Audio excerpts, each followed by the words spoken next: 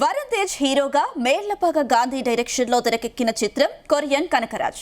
Movie creations, first frame entertainment ఈ సినిమాను సంయుక్తంగా నిర్మించాయి. ఈ మూవీ నేడు ప్రేక్షకుల ముందుకు వచ్చింది. మరి ఈ సినిమాతో వరుణ్ తేజ్ కు మేర్లపాక గాంధీ హిట్ అందించాడా లేదా మన మూవీ రివ్యూలో చూద్దాం.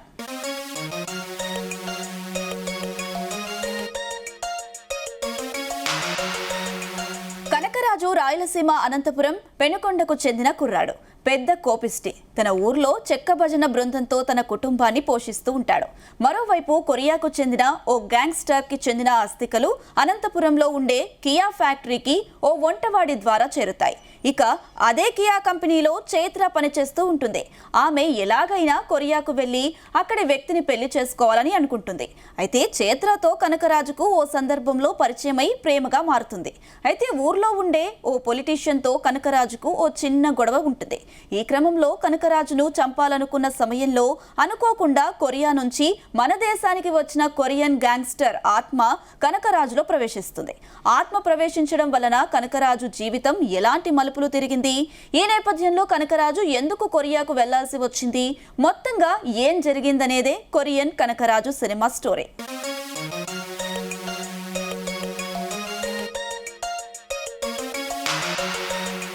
దర్శకుడు మేర్లపాక గాంధీ మామూలు హర్రర్ స్టోరీకి కొరియాకు ఆంధ్రప్రదేశ్లోని అనంతపురానికి కనెక్ట్ చేస్తూ కొరియన్ కనకరాజు కథను రాసుకున్నాడు.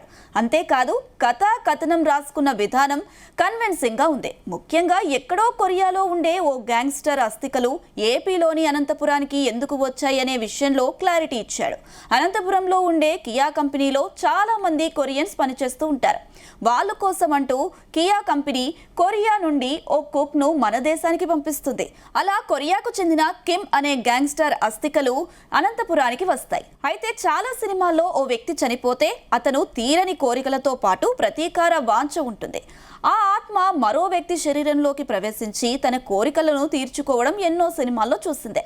కొరియన్ కనకరాజు సినిమా కూడా అలాంటిదే.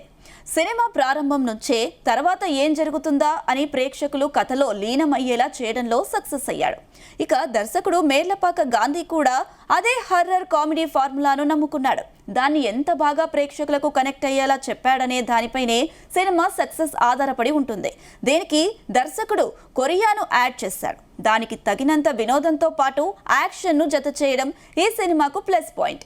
ఈ సినిమాలో వెతికితే లాజిక్ లేని బోలెడు బొక్కలు కనపడతాయి. పెద్దగా చదువుకునే హీరో ఎలా కొరియాకు వెళ్ళగలిగాడు? క్షుద్ర పూజలు వంటి సీన్స్ అతిగా అనిపించిన దర్శకుడు తన టేకింగ్ తో పాటు కామెడీ టైమింగ్ తో ప్రేక్షకుల వాటిపై పెద్దగా ఫోకస్ చేయకుండా కథలో లీనమయ్యేలా చేయడంలో సక్సెస్ అయ్యాడు. ముఖ్యంగా సత్యతో పాటు మురళీధర్ గౌడ్ తో చేయించిన క్షుద్ర పూజలకు సంబంధించిన కామెడీ ప్రేక్షకులను నవ్వులు పూయించింది. ఈ scene one of the best comedy scene లో ఒకటిగా నిలిచిపోవడం ఖాయం. ఇక వరుణ్ తేజ్ కూడా కనకరాజుగా ఆత్మ ఆవహించిన తర్వాత కొరియన్ కనకరాజుగా రెండు వైవిధ్యమైన పాత్రల్లో ఒదిగిపోయిన తీరు బాగుంది.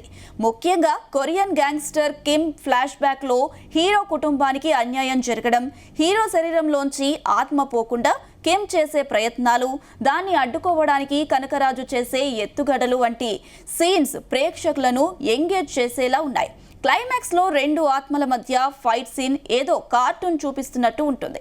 ఆ తర్వాత దేవుడు మహిమతో గ్యాంగ్స్టర్ ఆత్మ అంతం కావడం, చనిపోయిన హీరో మళ్లీ బతకడం వంటి సీన్స్ తో దైవ బలం గొప్పదనే సందేశం ఇచ్చాడు దర్శకుడు.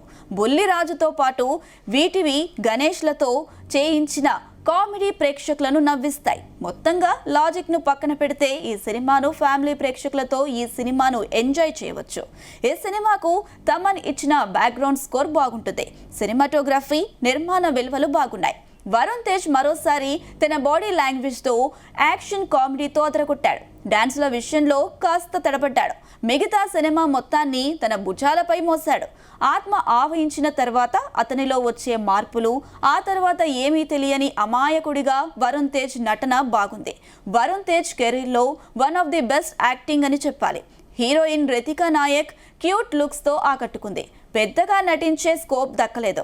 ఈ సినిమాలో హీరో వరుణ్ తేజ్ తర్వాత సత్య తన కామెడీ టైమింగ్తో కితకితలు పెట్టించాడు. హీరోతో సమానమైన పాత్ర.